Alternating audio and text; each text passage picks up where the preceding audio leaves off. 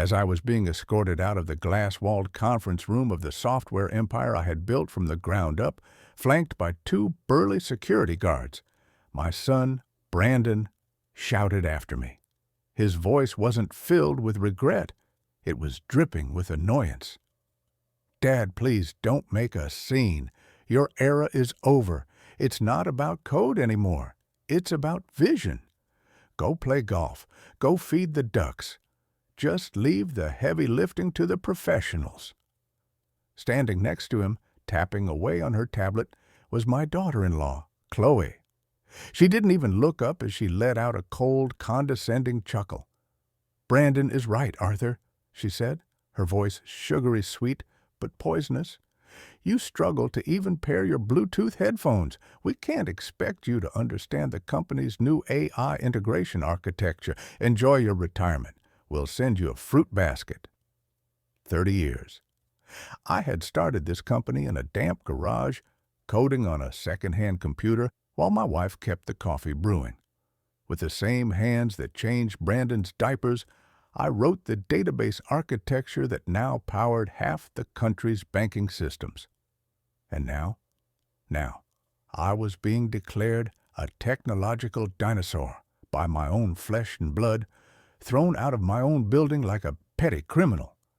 When Brandon became COO, I trusted him. I thought I was passing the torch. But the moment he tasted absolute power, his first move was to fire me and the team of gray-beard engineers who had built the very foundation he stood on. As the elevator doors slid shut, cutting off my view of their smug faces, I heard the sound of corks popping. They were opening the celebratory champagne. Tomorrow was the big day. They were selling the company to a massive foreign conglomerate for $200 million. The signing ceremony would be live-streamed to the world. My share? A symbolic consulting fee and a brochure for a luxury nursing home. But as I descended to the lobby, I didn't cry. I didn't scream. I reached into the pocket of my worn-out tweed jacket, pulled out my ancient brick-like phone with actual physical buttons, and I smiled. Because there was one tiny critical fact that my genius son and his modern wife had forgotten, or perhaps in their arrogance, never bothered to learn.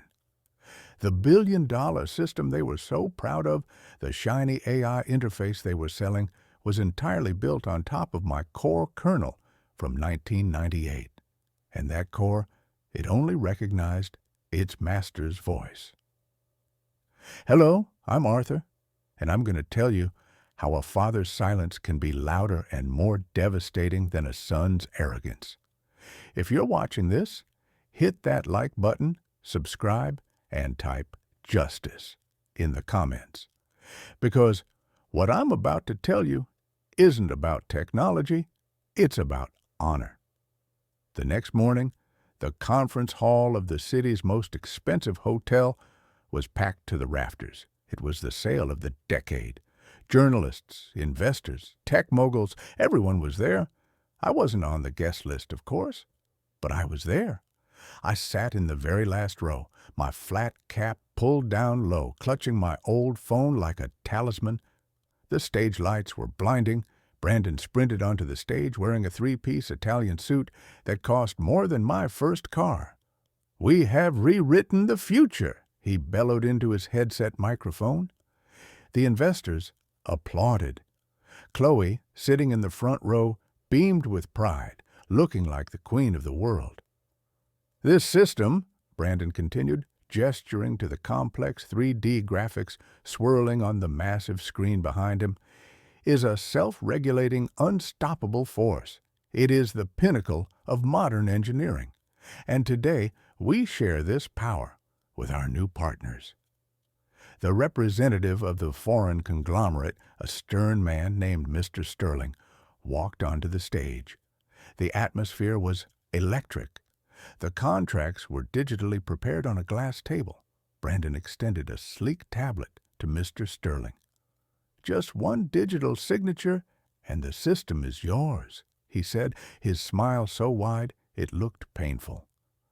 At that exact moment, I looked down at the phone in my lap. I typed a short text message to a number that no longer existed in any public directory. Just 4 words. Father is tired, lights out, and I pressed send. That simple SMS didn't go to a person. It triggered a dead man's switch, a piece of dormant code buried deep within the company's servers, a failsafe I had installed 20 years ago that required a biometric heartbeat confirmation every 30 days, or a manual override from my specific device. First, the giant screen behind Brandon flickered. The swirling graphics froze. A low murmur of confusion rippled through the audience. Brandon laughed nervously. Just a minor technical glitch, folks. The bandwidth in here must be overloaded. We're fixing it. But when the screen flickered back to life, Brandon's cool, futuristic graphics were gone. Instead, against a pitch-black background, jagged, green, old-school command line text appeared, typing itself out letter by letter for the whole world to see. System lockdown initiated. License holder, Arthur Penhaligon. Access permission denied. Brandon tapped his headset frantically. Tech team, cut the feed. What is happening? Fix this now, he screamed, his voice cracking. Chloe ran to the side of the stage, yelling at a terrified engineer. Switch to the backup servers. Reboot it. But here is what they didn't understand. My code wasn't just a branch on the tree, it was the roots. If you pull the roots, the tree doesn't just wobble, it dies. At that second, everything stopped. Not just the screen, the backup servers, the cloud data, the customer records, the payment gateways, even the electronic key cards to the office building. It all turned into useless digital brick. Mr. Sterling slowly placed the tablet back on the table. He didn't look happy. What is the meaning of this, Brandon? He asked, his voice ice cold. You told us you owned 100% of the proprietary rights. Brandon was sweating profusely now. We do, that name? Arthur, he's just a former employee, a senile old man. That was my cue. I stood up. My knees creaked a little, but I stood tall.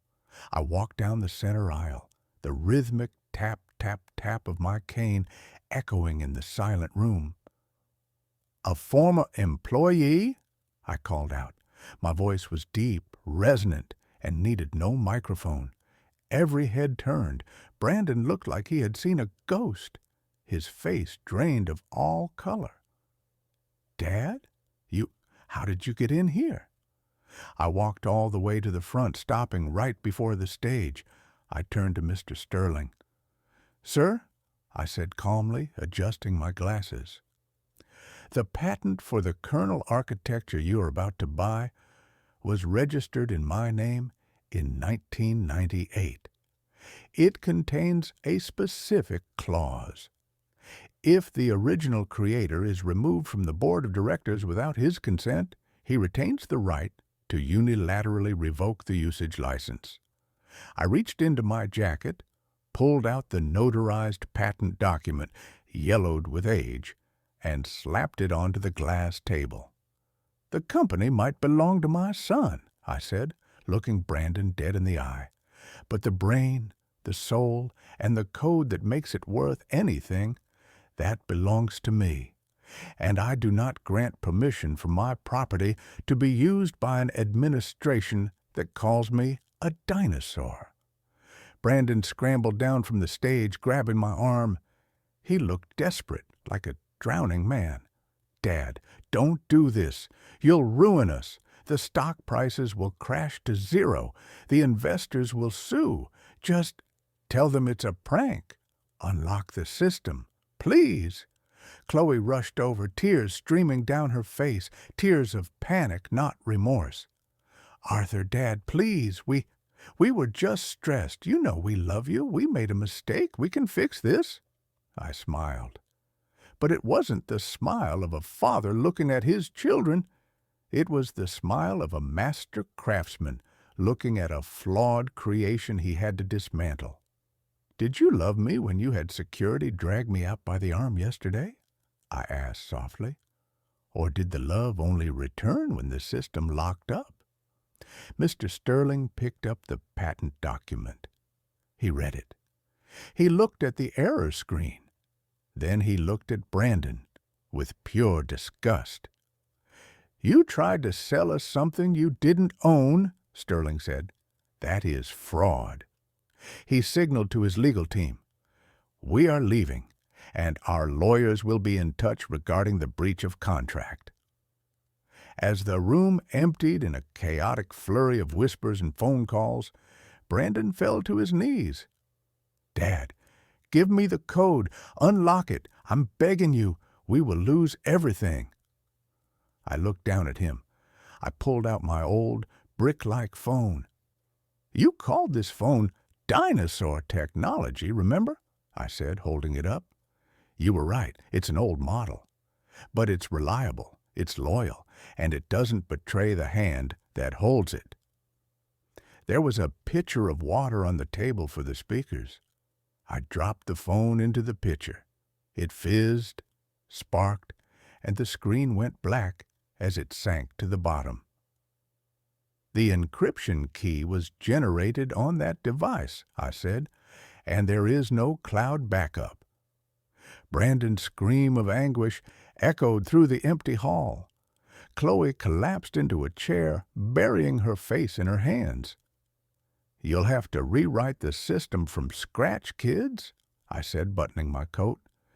"Since you're so modern, so full of vision, it shouldn't be a problem. Go ahead. Let your AI save you now." I turned my back on them and walked toward the exit. In that moment, I didn't care about the $200 million wreckage I left behind, because that wreckage was the foundation of my dignity. The next day, the company's stock value plummeted by 85%. Investors sued for fraud. Brandon and Chloe lost their luxury villa, their sports cars, and their arrogance. Last I heard, they are working in a small rented office, trying to write code line by line, arguing over syntax errors. Rumor has it, Brandon stays up every night, pulling his hair out, trying to reverse engineer my work from 20 years ago. And me? I'm living in a small cottage by the sea. I spend my days gardening. I don't use a smartphone. When my grandkids visit, I teach them math with a pencil and paper, and I always teach them one lesson above all others. Never saw off the branch you're sitting on, and never ever ignore the foundation that holds the building up just because you can't see it from the penthouse. If this story resonated with you, and if you believe that justice is eventually served, leave a heart in the comments. Remember, sometimes the greatest power isn't in pressing the button. It's in refusing to press it. See you in the next story. Stay strong.